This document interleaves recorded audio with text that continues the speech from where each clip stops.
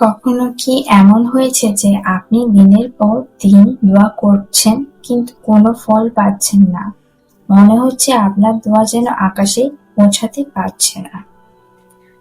এমনকি সব আশা যখন শেষ, তখনও কি দোয়া কবুল হতে পারে?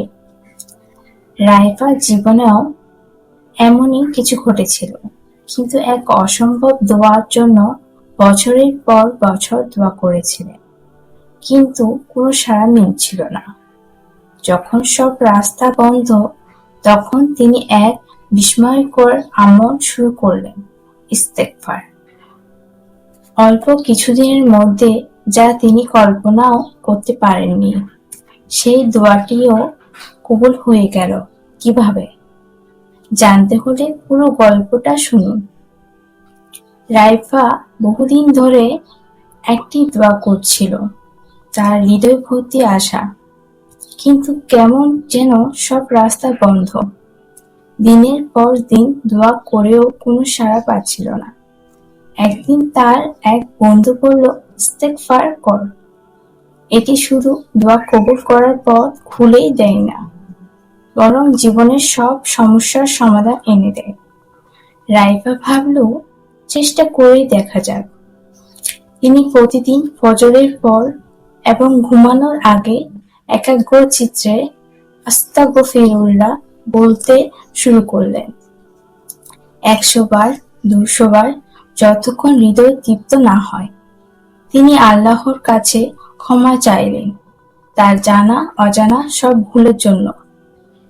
1 সপ্তাহ কাটেনি, সেই অসম্ভব দোয়াটি আল্লাহ কবুল করলেন। যে বিষয়টি তিনি সম্ভব মনে করতেন না, সেটি এমনভাবে বাস্তবায়িত হলো যা শুধু অলৌকিকতায় মনে হয়। রাইফা বুঝতে পারলেন, ইস্তেগফার শুধু একটি আমল নয়, এটি আল্লাহর সাথে সম্পর্ক গভীর করা এক মহোৎসধর। এটি আমাদের গুনাহের বোঝা লাঘব করে এবং দোয়া কবুলের দরজা খুলে দেয়। এই গল্প থেকে আমাদের শিক্ষা হলো, দোয়া কবুলের জন্য ইস্তেগফার একটি শক্তিশালী হাতিয়ার। আল্লাহর কাছে ক্ষমা চাওয়া এবং দোয়ার সাথে সম্পর্ক স্থাপন করার মাধ্যমে আমরা আমাদের সমস্যার সমাধান পেতে পারি। আপনার দোয়া কবুলের জন্য আজই ইস্তেগফার শুরু করুন। যদি এই গল্পটি আপনার মনে একটু হলেও অনুপ্রেরণা জাগায়, তাহলে আমাদের চ্যানেলটি সাবস্ক্রাইব করতে ভুলবেন না। লাইক দিয়ে জানিয়ে দিন আপনার ভালো লাগা। কমেন্টে লিখুন আপনার দোয়ার জন্য, আমরা সবাই মিলে দোয়া করব। আর এই গল্পটি শেয়ার করুন আপনার প্রিয়জনের সঙ্গে, যেন তারাও ইস্তেগফারের ফজিলত জানতে পারে।